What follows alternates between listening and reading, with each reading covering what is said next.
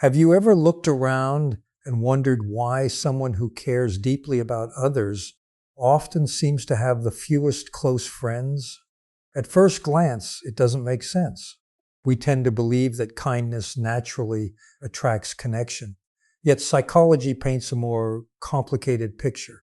Over the years, I've noticed that some of the most emotionally aware people are also the ones who spend the most time alone, not because they're unfriendly and not because something is wrong with them, but because emotional depth changes the way they experience relationships. Today, I'd like to explore the hidden psychological patterns behind this experience, and you may discover that they explain parts of your own life as well. When I reflect on the relationships that leave people feeling emotionally exhausted, I often notice a pattern that is easy to misunderstand. Many emotionally sensitive people assume that being caring means they should also be responsible for how everyone around them feels. At first, this can look like kindness, loyalty, or compassion. But over time, that quiet sense of responsibility can become a burden that slowly changes the nature of friendships.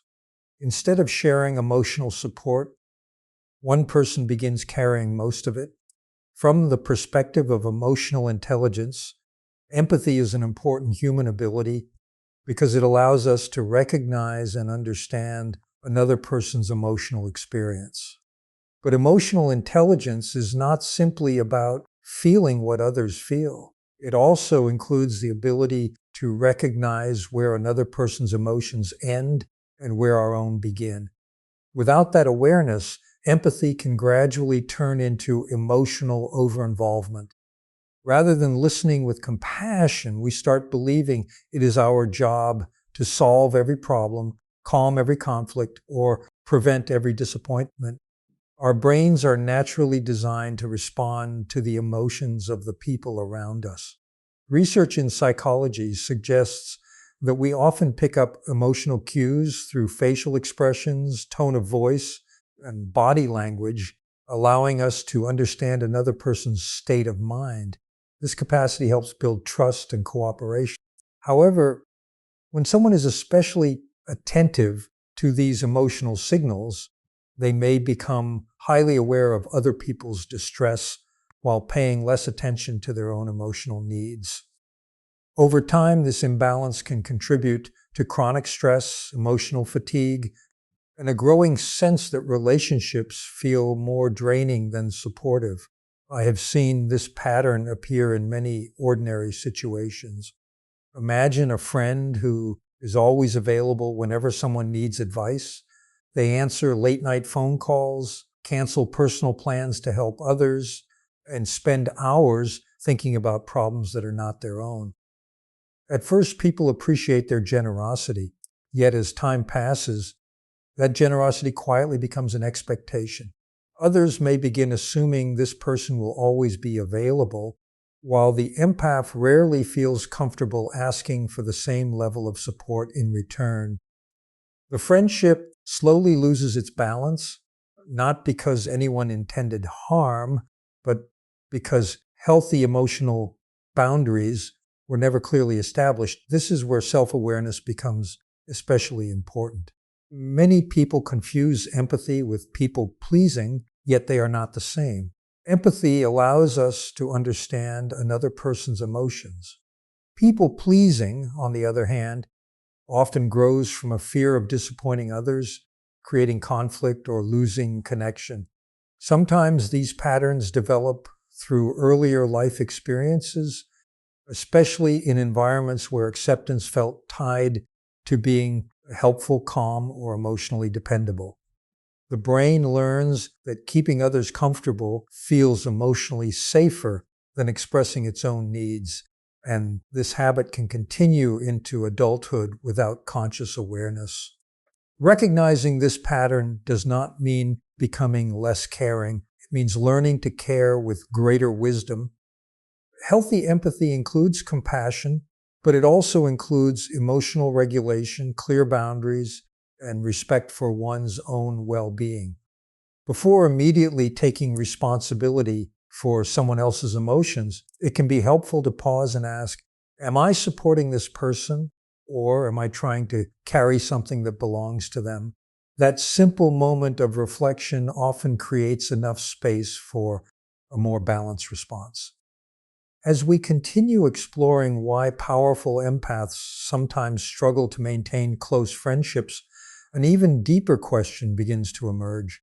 If carrying other people's emotions creates such emotional strain, what makes some individuals continue doing it, even when they know it leaves them exhausted? Understanding that hidden pattern will take us one step closer to understanding how empathy can become both a remarkable strength and an unexpected challenge. As we reflect more deeply on this pattern, an important question naturally follows. If carrying other people's emotional burdens creates so much exhaustion, why do so many emotionally sensitive people continue doing it? The answer is often found not in weakness, but in the way our minds learn to associate emotional closeness with emotional responsibility. Many people who are highly empathetic become exceptionally skilled at noticing subtle emotional changes in others. They sense disappointment in a quiet voice, tension behind a smile, or sadness hidden beneath ordinary conversation. While this awareness can strengthen relationships, it can also create an unconscious belief that noticing another person's pain means being responsible for fixing it. Psychology offers an important distinction here. Our emotions are influenced by the people around us, but they are not entirely our responsibility. Healthy relationships allow emotional experiences to be shared without transferring ownership from one person to another. When that boundary becomes blurred, emotionally sensitive individuals often begin carrying worries, conflicts, and disappointments that belong to someone else. Over time, this habit can create emotional overload because the brain is attempting to process far more emotional information than it was ever designed to manage. This pattern is closely connected to emotional regulation. When we witness another person's distress, our own emotional systems naturally respond. Brain regions involved in empathy help us recognize another person's experience, while areas responsible for self-regulation help us remain emotionally grounded. When these systems work together, we can offer compassion without becoming overwhelmed ourselves. But under chronic stress, anxiety, or emotional fatigue, maintaining that balance becomes much more difficult.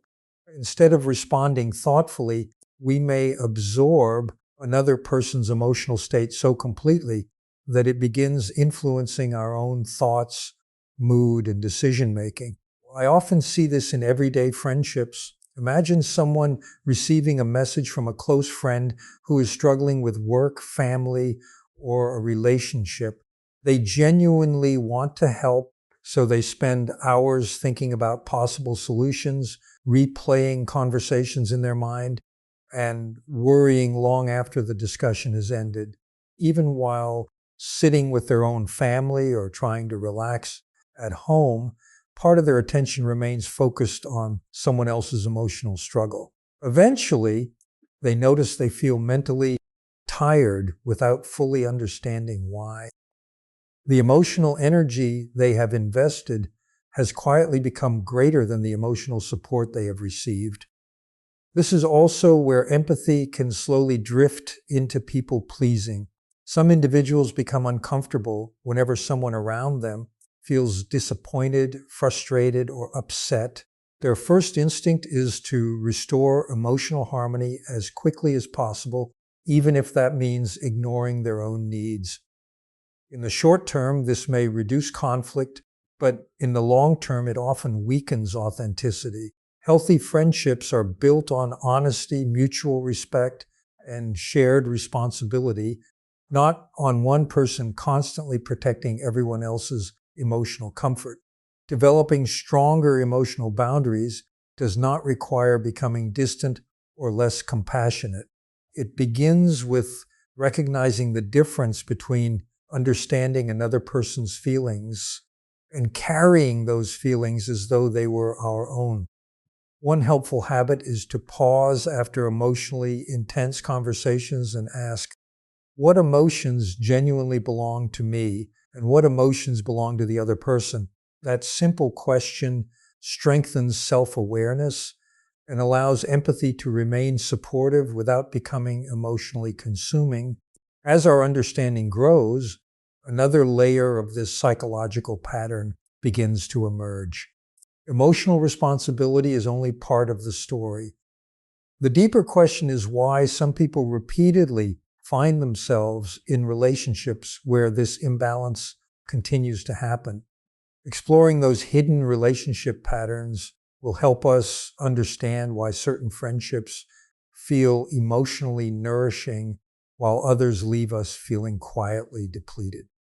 As we continue exploring this pattern, we arrive at a deeper psychological question. Why do some emotionally sensitive people repeatedly find themselves in friendships where they give far more than they receive? The answer often has less to do with the people they meet and more to do with the emotional patterns their minds have learned over many years. Human relationships are shaped not only by our personalities, but also by our earliest experiences of trust, safety, and connection. Without realizing it, we often recreate familiar emotional roles because the brain naturally prefers what feels familiar, even when it is emotionally exhausting. Psychologists describe this through the concept of attachment. During childhood and adolescence, we gradually learn what relationships are supposed to feel like.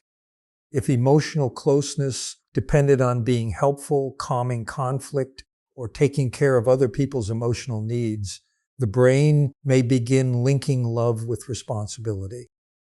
As adults, this pattern can continue automatically. An emotionally sensitive person may feel an almost immediate urge to become the listener, the problem solver, or the steady source of reassurance in every friendship. It feels natural, not because it is always healthy, but because it has become deeply practiced over time. The brain strengthens repeated emotional habits through experience.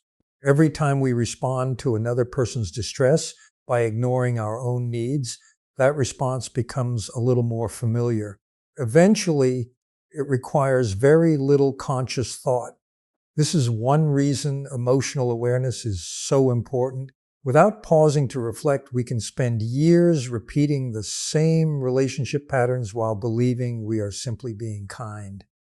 In reality, our emotional habits may be guiding our choices more than our conscious intentions. Think about someone who always becomes the person everyone turns to during difficult moments. Friends call when they are anxious, heartbroken, or overwhelmed. This individual listens patiently, offers thoughtful advice, and provides endless emotional support. Yet when they experience their own struggles, they hesitate to reach out because they worry about becoming a burden. Over time, their friendships begin to feel one-sided. Others may not even realize this imbalance exists because the empath has unintentionally taught people to expect strength while quietly hiding vulnerability. Another important psychological factor is the tendency to avoid conflict. For many emotionally sensitive people, disagreements create significant emotional discomfort. Rather than expressing disappointment or setting limits, they remain silent in order to preserve harmony. In the moment, this may reduce tension. However, unspoken frustration rarely disappears. Instead, it accumulates quietly until emotional exhaustion replaces genuine connection. Healthy relationships are not defined by the absence of conflict, but by the ability to communicate honestly while maintaining mutual respect. Developing emotional resilience means becoming curious about these automatic patterns instead of judging ourselves for having them. When we notice the familiar urge to rescue, fix, or carry another person's emotions, we can gently pause and ask, Am I responding from genuine compassion or from an old emotional habit that no longer serves me? Questions like this strengthen self-awareness and gradually create space for healthier choices. They remind us that empathy becomes more sustainable when it is balanced with honesty, boundaries, and self-respect. As these unconscious relationship patterns become clearer, one final insight begins to emerge. Understanding why we repeat emotional habits is valuable, but lasting change requires something more. The next step is learning how emotionally intelligent people transform these patterns into healthier relationships without losing the compassion that makes empathy such a meaningful human strength. By this point, we can see that empathy itself is not the problem. The real challenge is learning how to express empathy without sacrificing emotional balance. One of the most valuable discoveries in emotional intelligence is that understanding another person's feelings does not require absorbing them. In fact, the people who maintain the healthiest relationships are often those who can remain deeply compassionate while staying connected to their own thoughts, emotions, and personal boundaries. This balance allows empathy to become a source of strength rather than a source of emotional exhaustion. Our brains are constantly evaluating emotional situations, often before we are fully aware of it. When someone close to us becomes upset, our emotional systems react almost immediately. This quick response is helpful because it allows us to recognize distress and respond with care.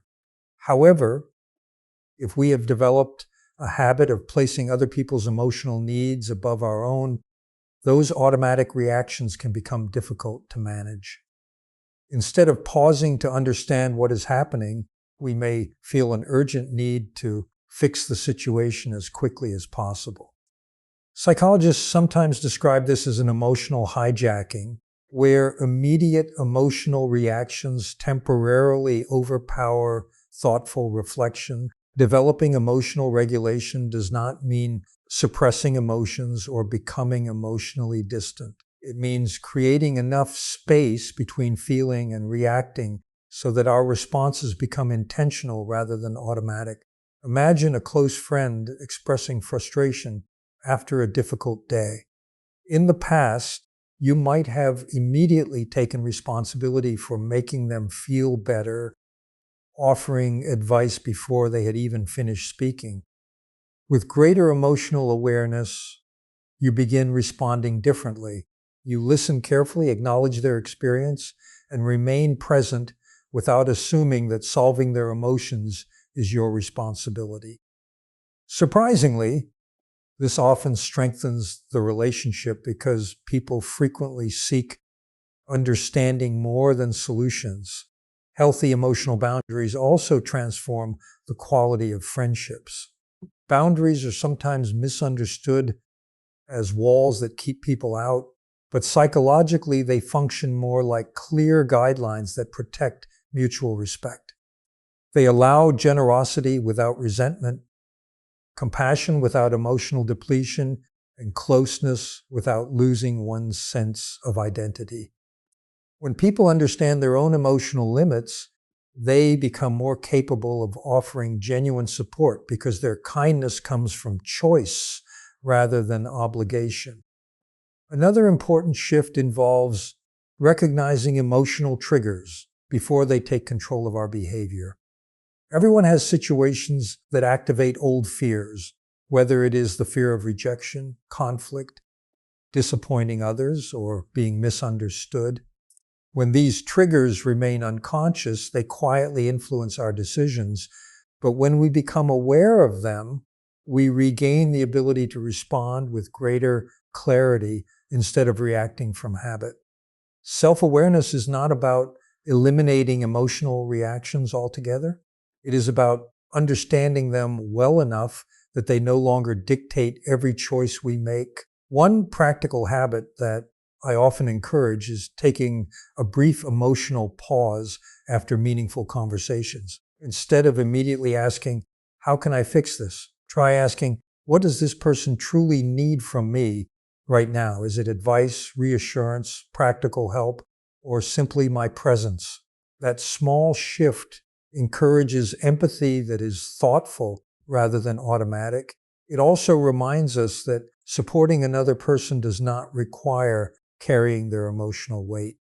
As our understanding of empathy becomes more balanced, we begin to recognize that healthy relationships are built not on constant self-sacrifice, but on mutual trust, respect, and emotional responsibility.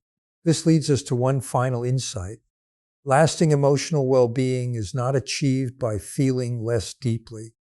It is achieved by learning how to combine compassion with wisdom, creating relationships where both people have the space to care for one another without either person losing themselves in the process.